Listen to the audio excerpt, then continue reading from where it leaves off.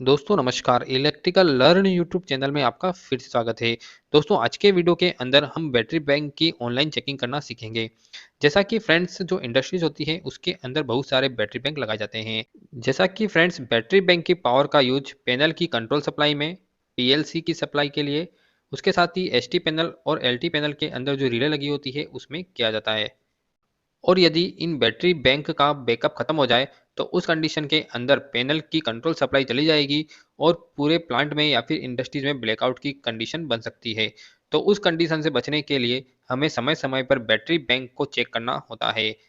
यहाँ पर आप देख सकते हैं, यहाँ पर फ्लूक का हमने मीटर लिया है।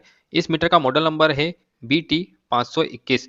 इस मीटर के द्वारा हम किसी भी बैटरी को ऑनलाइन चेक कर सकते हैं। इस मीटर के अंदर इस तरह की दो प्रोब होती है। इसमें जो रेड वाली प्रोब है उसे हमें बैटरी बैंक के पॉजिटिव टर्मिनल पर लगाना होगा और ब्लैक वाली जो प्रोब है उसे हमें बैटरी बैंक के नेगेटिव टर्मिनल पर लगाना होगा। उसके साथ ही यहाँ पर आप देख सकते हैं जो ब्लैक वाली प्रोब है उसके आगे की तरफ एक ग्लास लगा है। इसके अंदर इंफ्रारेड कैमरा है। इससे पता चलता है कि बैटरी का जो टर्मिनल है उस पर कितना टेम्परेचर चल रहा है। सबसे पहले मैं आपको बता देता हूँ कि इस मीटर के द्वारा हम कौन-कौन से पैरामीटर चेक कर सकते हैं। जैसा कि इस मीटर के द्वारा हम बैटरी के अंदर का इंटरनल रेजिस्टेंस चेक कर सकते हैं। इंटरनल रेजिस्टेंस मिली ओम में आता है। उसके बाद हम बैटरी के अंदर का डिस्चार्ज वोल्टेज भी चेक कर सकते हैं। यहाँ तीसरे नंबर पर आता है वोल्टेज। इसके द्वारा हम बैटरी के अंदर का डीसी वोल्टेज चेक कर सकते हैं कि बैटरी के अंदर कितना डीसी वोल्टेज चल रहा है। उसके बाद यहाँ पर हम एसी वोल्टेज भी चेक कर सकते हैं।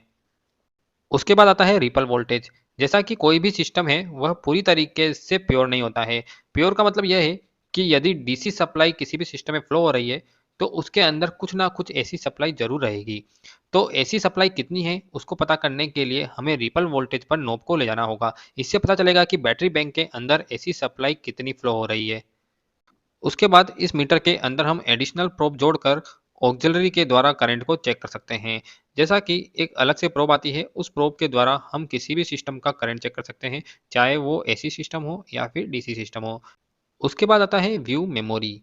जैसा कि इस मीटर के द्वारा हम जो भी पैरामीटर चेक करते हैं तो उस पैरामीटर की सारी वैल्यू इस मीटर के अंदर रिकॉर्ड हो जाती है।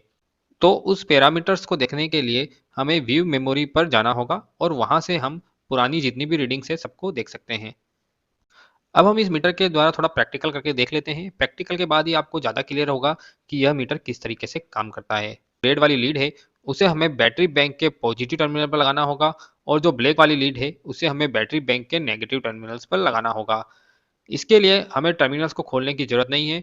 आप इस तरीके से किसी भी बैटरी के ऊपर दोनों लीडों को लगा सकते हैं। अभी हमने मीटर के सेलेक्टर स्विच को मिली ohms पे कर रखा है। तो इससे हमें बैटरी के अंदर का मिली ohms पता चलेगा, उसके साथ ही बैटरी के अंदर का वोल्टेज भी पता चलेगा। तो यहाँ पर आप देख सकते हैं जिस बैटरी के ऊपर हमने दोनों प्रोब को लगाया है उस बैटरी का इंटरनल रेजिस्टेंस 2.82 मिली ओम है। उसके साथ ही बैटरी के अंदर का जो वोल्टेज है वह 2.269 वोल्ट डीसी है। जैसा कि इस मीटर के द्वारा बैटरी के अंदर का रेजिस्टेंस पता चलता है। इस रेजिस्टेंस से ही हमें पता चलता है कि बैटरी सही है या फिर बैटरी की लाइफ खत्म हो गई है। जैसा कि बैटरी के अंदर का रेजिस्टेंस यदि बहुत ज़्यादा आता है तो उससे हमें पता चलता है कि बैटरी खराब हो चुकी है। जैसा कि यदि 2 वोल्ट की कोई बैटरी है तो उस बैटरी के अंदर का जो रेजिस्टेंस है वह 6 मिली ओम से कम आना चाहिए। और यदि बैटरी के अंदर का रेजिस्टेंस 6 मिली ओम से ज़्यादा आता है तो इससे हमें पता चल जाएगा कि बैटरी खराब हो चुकी है और बैटरी को रिप्लेस कर देना चाहिए। अब यहाँ पर आप देख सकते हैं, यहाँ पर जो ब्लैक वाली प्रोब है उसके पीछे भी एक स्क्रीन दी गई है। उस स्क्रीन के अंदर बैटरी के अंदर का जो टेम्परेचर है वो हमें दिख रहा है। उसके साथ ही बैटरी के अंदर कितना वोल्टेज कितना मिली ओम है वो भी यहाँ से दिख जाता है। तो यहाँ पर आप देख सकते हैं बैटरी का जो टर्मिनल है उस पर 23 डिग्री सेल्सियस टेम्परेचर अभी दिखा रहा है। 1.78 मिली ओम, उसके साथ ही 2.254 वोल्ट डीसी दिखा रहा है। तो इससे हमें पता चलता है कि यह बैटरी सही है। तो फ्रेंड्स इस तरीके से आप किसी भी बैटरी बैंक की इंडिविजुअल बैटरी को आसानी से चेक कर सकते हैं। इस तरीके से चेक करते वक्त आपको बैटरी बैंक की पावर सप्लाई ऑफ करने की जरूरत नहीं है। आप बैटरी बैंक को ऑनलाइन चेक कर सकते हैं। और यदि बैटरी खराब पाई जाती है तो उस कंडीशन के अंदर आप बैटरी बैंक का शटडाउन लेकर उसको आसानी से रिप्लेस कर सकते हैं। तो फ्रेंड्स इस तरह के जो मीटर हैं वो मार्केट में आसानी से आपको मिल जाते हैं। यहाँ पर फ्लूक का मीटर मैंने आपको बताया है। इस तरह के बहुत सारे मीटर आपको मार्केट में मिल जाएंगे, अदर कंपनी के मिल जाएंगे। इस वीडियो के द्वारा मैं किसी भी मीटर का या फिर किसी भी कंपनी का प्रचार नहीं कर रहा हूँ। यह वीडियो केवल आपके नॉलेज के लिए है। तो फ्रेंड्स इस वीडियो के माध्यम से आप सीख गए होंगे कि किसी भी बैटरी की ऑनलाइन चेकिंग किस तरीके से करी जाती है और कौन-कौन से पैरामीटर चेक करने होते हैं। तो फ्रेंड्स ये वीडियो आपको कैसा लगा कमेंट सेक्शन में ज़रूर बताएँ। इसी तरह के वीडियो चाहते हैं तो चैनल को सब्सक्राइब कर लीजिए। उसके साथ ही इस वीडियो को शेयर करना ना भूलें ताकि सभी को इसका फ़ायदा हो सके। थैंक यू दोस्तों, thank you so much for watching my video. Thank you.